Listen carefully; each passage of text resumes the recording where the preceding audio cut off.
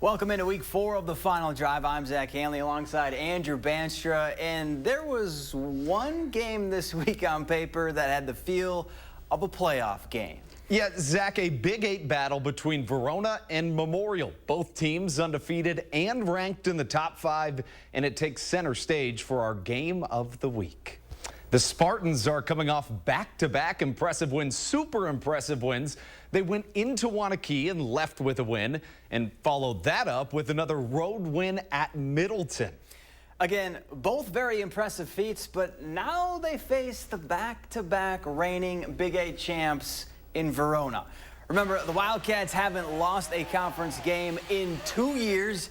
And this one was a defensive struggle. Memorial driving in the first. Owen Fiedler lofts one up in the end zone, and Kamari Norris says, I'll take that. Verona would turn the turnover into 3 points, and that Wildcat defense was far from done. Later in the half, it's Norris again with another INT. The Verona D had 2 picks and scored a touchdown in the first half. Then in the second half, more of the same. It's a fumble. Miles Dawkins dives on it. Verona shuts out Memorial. 10-0 the final.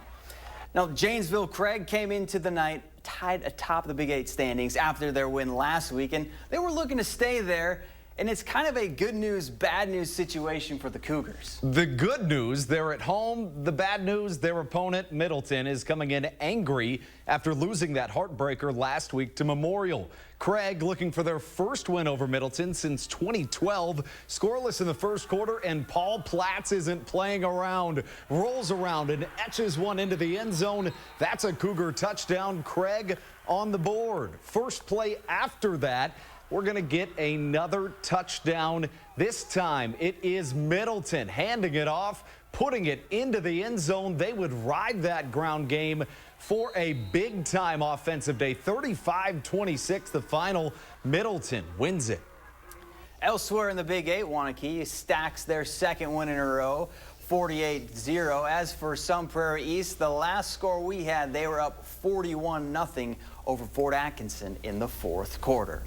Through 3 weeks, Milton has already equaled last year's win total, and the Redhawks have no plans on stopping.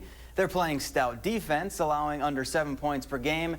And you know what, Andrew? They can score, too. They can certainly do that, but to get to 4-0, they'll have to get past Oregon. Now, the Panthers might still be looking for their first win of the year, but a play here, a play there, and it's a whole different ball game. End of the first half, Oregon looking to heave one. Ethan Pegels throws it, but it lands in the hands of Milton's Carter Thompson, denying Oregon the opportunity to score in that first half. But wait, there's more. Same situation, end of the second half, Milton leading at 12-7. New QB, and for Oregon, due to an injury, it's Peyton Soul under center, and the senior throws one that falls empty-handed. It was just that kind of game, a 5-round fight. It goes in the way of the Redhawks. 12-7 is your final score. Milton wins it. Elsewhere in the Badger Conference, Monona Grove goes into DeForest and leaves with a 31-24 win. And how about Mount Horeb? They just do what they do. The Vikings, very, very good again. They win 50-20 over Watertown. Well, if it seems like every week in the SWAL there's a huge matchup, it's because there is. Darlington is usually involved when there is. The Redbirds bounce back after a big Week 2 loss and did it in a big way. And now they welcome in an undefeated Southwestern East Dubuque team who's already had some pretty big wins this season, including knocking off Blackhawk Warren.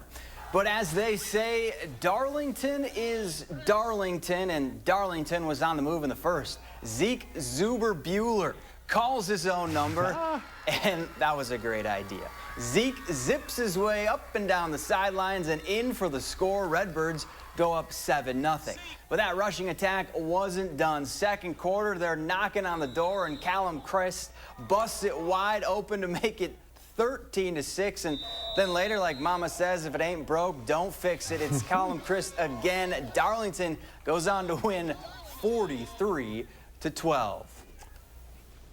Cambridge playing against Deerfield tonight. Cambridge just has such a good season, ranked 5th for a reason. They win it 48-0. Speaking of ranked teams, how about Partyville? It is a full-on party for the Bulldogs. They win it 42-0 over Fall River.